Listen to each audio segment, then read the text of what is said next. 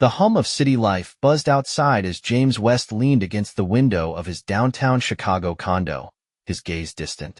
He had everything: a successful career as an architect, a penthouse with a view that stretched for miles, and a beautiful wife who was the center of his world.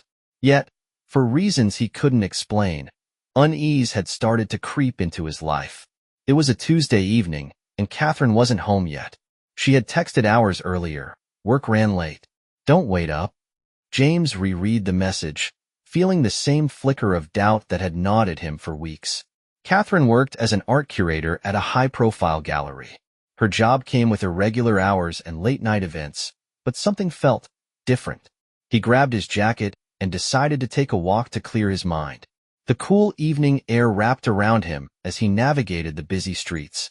His feet carried him to the park where they'd had their first date, a memory that used to fill him with warmth but now felt tainted by a shadow he couldn't name. When he returned home, the condo was still dark. The silence pressed against him as he stepped inside. The clock ticked past midnight when Catherine finally walked through the door, her hair slightly disheveled and her eyes tired. "Hey," she greeted, her smile small. "I didn't mean to be so late." James nodded, but said nothing as he watched her move through the room like a ghost. She paused, noticing his stare. "What's wrong?" He hesitated before speaking. "Are you sure everything's okay?" Her brows furrowed. "Of course. Why wouldn't it be?" James forced a smile, but his instincts told a different story. The following week, the tension between them remained. Catherine's absences grew longer, and her explanations felt thinner. James's mind spiraled with questions he couldn't ask out loud. And that's when he made a decision that would change everything. One evening, after another lonely dinner at the table set for two, James opened his laptop and searched for private investigators in the city. He needed answers, no matter how ugly the truth might be. The next morning, James sat in his office as he waited for his meeting with the investigator he'd found online. The man's name was Victor Hayes, a former cop with a reputation for getting results. James had chosen him carefully, convinced that if anyone could uncover the truth, it was Victor. Victor arrived promptly at noon, dressed in a sharp navy suit that exuded confidence. He had a calm demeanor and a way of making people feel like they could trust him. James extended his hand. "Thanks for meeting with me." Victor nodded, taking a seat across from him. "Tell me what you need." James hesitated for only a moment before speaking. "I need you to follow my wife." Victor's face didn't flinch. "Why?" James exhaled slowly. "I don't know if she's being honest with me anymore." Victor nodded again, jotting notes into a small leather notebook. "I'll need some basic information: her schedule, places she frequents, any recent changes." James handed him a folder he'd prepared. "It's all in there." Victor glanced at the folder and then met James's eyes. "I'll find out what's going on." Days turned into weeks. James waited for updates with a strange mix of dread and anticipation. He told himself he just wanted peace of mind, that if Victor came back with nothing, he could finally let go of his doubts. But nothing could have prepared him for what would happen next. Victor Hayes was methodical and discreet. For the first week, he followed Catherine from her gallery to her favorite cafes, the boutique gym she frequented, and her usual errands. On the surface, everything seemed routine. But on the 8th day, Victor noticed something unusual. Catherine took an unplanned detour after leaving work early. She drove to a quiet, upscale bar on the other side of the city, one James had never mentioned in his notes. Victor entered after her, slipping into a seat near the back where he could observe unnoticed. Catherine sat at the bar, nervously stirring her drink as though she was waiting for someone. Minutes later, a man in a tailored suit approached her. At first, Victor thought it was a casual acquaintance, but the way they greeted each other, an embrace that lingered a second too long, said otherwise. Victor took a picture, his stomach twisting in a way that surprised him. He'd seen hundreds of affairs unfold in his line of work, but something about Catherine's vulnerability, the way she bit her lip when she spoke, made it feel different. Meanwhile, James kept his usual routine, though the weight of uncertainty gnawed at him. At work, his assistant Maria noticed his distraction. "Everything okay, Mr. West?" she asked after a meeting. James forced a smile. "Just a lot on my mind." Maria hesitated but nodded, sensing it wasn't her place to pry. James's close friend and business partner, Ethan, was less subtle. During their weekly lunch meeting, Ethan set his sandwich down and gave James a pointed look. "You've been somewhere else lately," Ethan said. "Is it Catherine?" James rubbed the back of his neck. "I hired someone to follow her." Ethan's eyebrows shot up. "Are you serious? That's intense." James exhaled. "I didn't know what else to do. I needed to know." Ethan leaned back, his expression somber. "Be careful. Once you open that door, there's no going back." 2 days later, Victor called James. "We need to meet," Victor said. His voice was calm, but there was an edge to it. James felt a chill run down his spine. "Did you find something?" "Just meet me at the cafe on 5th, Victor replied. James arrived 20 minutes later, nerves buzzing. Victor was already there, a manila folder resting on the table between his hands. Victor didn't waste time. "There's someone she's meeting, regularly." James's heart sank. He opened the folder and stared at the photos. Catherine at the bar, smiling, leaning in close to the man. But something about Victor's tone made James pause. "Who is he?" James asked, his voice tight. Victor looked away briefly before meeting James's gaze. "He's someone close." James's pulse thundered in his ears. "What do you mean?" Victor took a slow breath. "Me." The words hit James like a punch to the gut. He stared at Victor, trying to process what he'd just heard. "You?" James whispered, disbelief flooding his voice. Victor nodded, guilt shadowing his face. "It wasn't supposed to happen." James's hands curled into fists. "How long?" "Just a few weeks," Victor admitted. "But I didn't mean for it to go this far." James pushed back from the table, his chair scraping against the floor. "You betrayed me."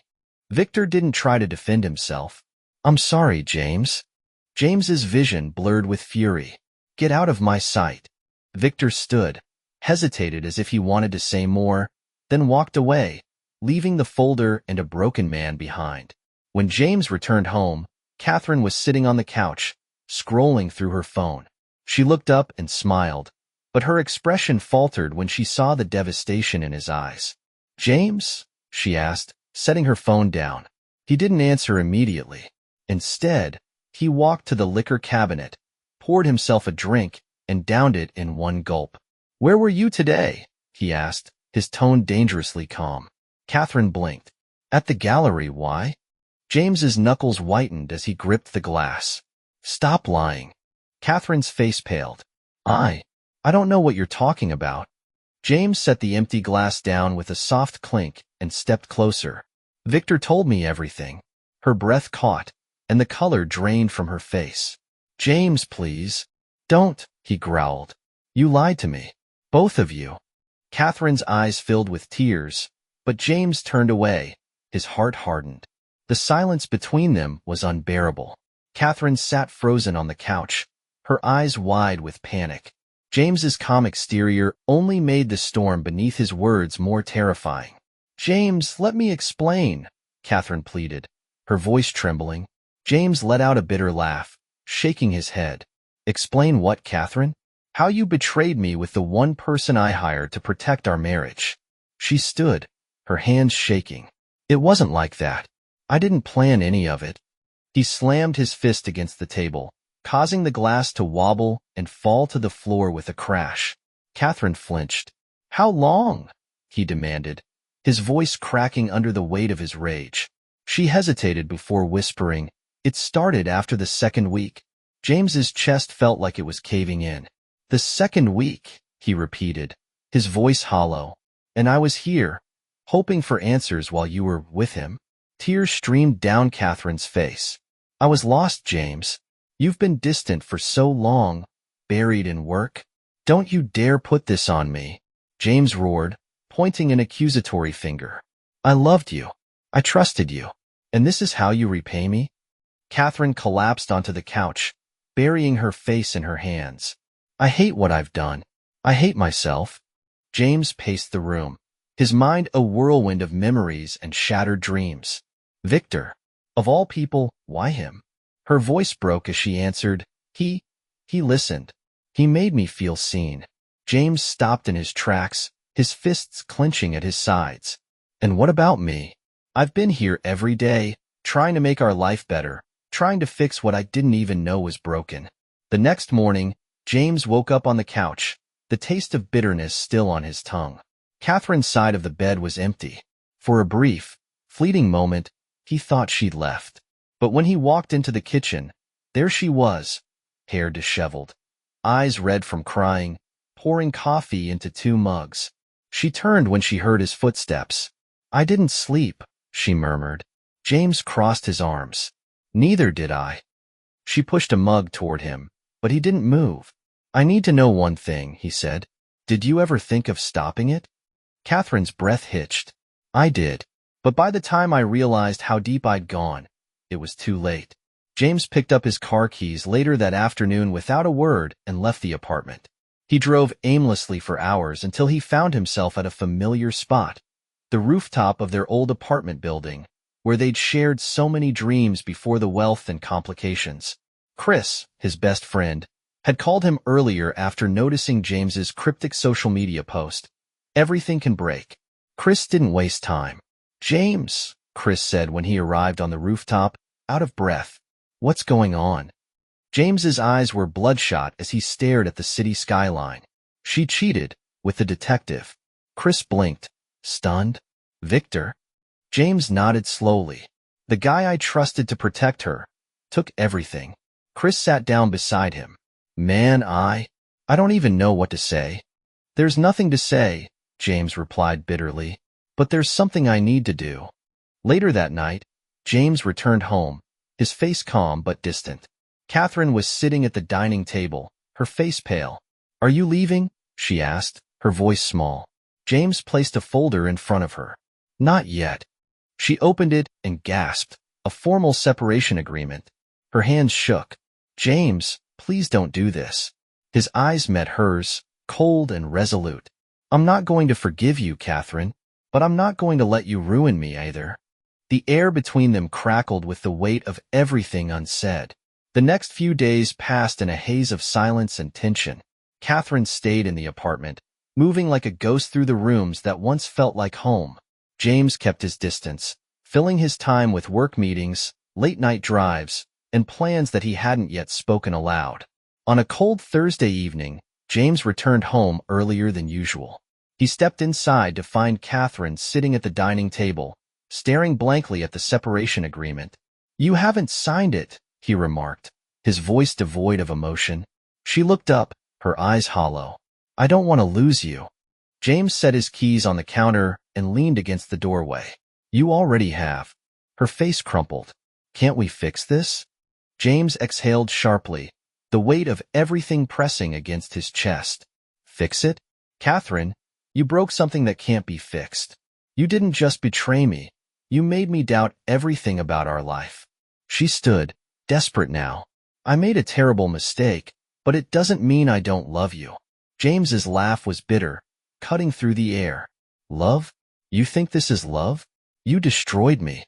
The next day, James put his plan into motion. He scheduled a meeting at Victor's office under the guise of discussing closure. When Victor arrived, his usual composed demeanor faltered as he saw James waiting. "James," Victor greeted cautiously. James didn't bother with pleasantries. "Sit down." Victor obeyed, sensing the simmering anger beneath James's calm exterior. "I trusted you," James began, his voice steady but sharp. "You took advantage of that." Victor's expression shifted to guilt. "I never wanted this to happen." James leaned forward, his eyes cold. "But it did, and you will pay for it." Before Victor could respond, James slid a thick file across the desk. "That's everything I've collected about your misconduct. Affairs with client spouses, breaking confidentiality agreements. Everything." Victor's face paled as he flipped through the damning evidence. "If you don't resign from your practice and leave this city," James continued, his voice low and lethal, "I'll make sure this information finds its way to every news outlet." Victor swallowed hard, defeated. "You've already destroyed me." "No," James corrected, standing up. "You destroyed yourself." That evening, James returned to the apartment for the final time. Catherine was waiting for him, her suitcase by the door. "I'll go," she whispered, tears streaming down her face. "But please, don't hate me forever." James stared at her, the love they once shared buried beneath the wreckage of betrayal. "I don't hate you, Catherine. I pity you." Her sob broke the silence as she picked up her suitcase and left. In the weeks that followed, James finalized the separation and moved into a new condo across town. The penthouse, once filled with memories of a life he thought was unbreakable, was sold. He poured his energy into his work and found solace in rebuilding himself. Victor's resignation made headlines in the local business circuit, and whispers of his disgrace spread quickly. No one knew the full story, only that he had vanished from his once thriving practice. As for Catherine, she moved back to her hometown to live with her sister. Her life, once so polished and enviable, became a quiet, lonely existence. The friends who had once admired her drifted away, unable to reconcile the version of her they thought they knew with the truth.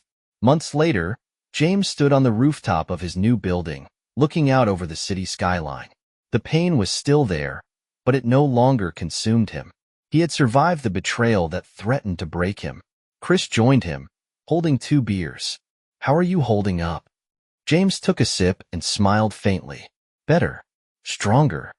Chris raised his bottle. To moving forward. James clinked his bottle against Chris's.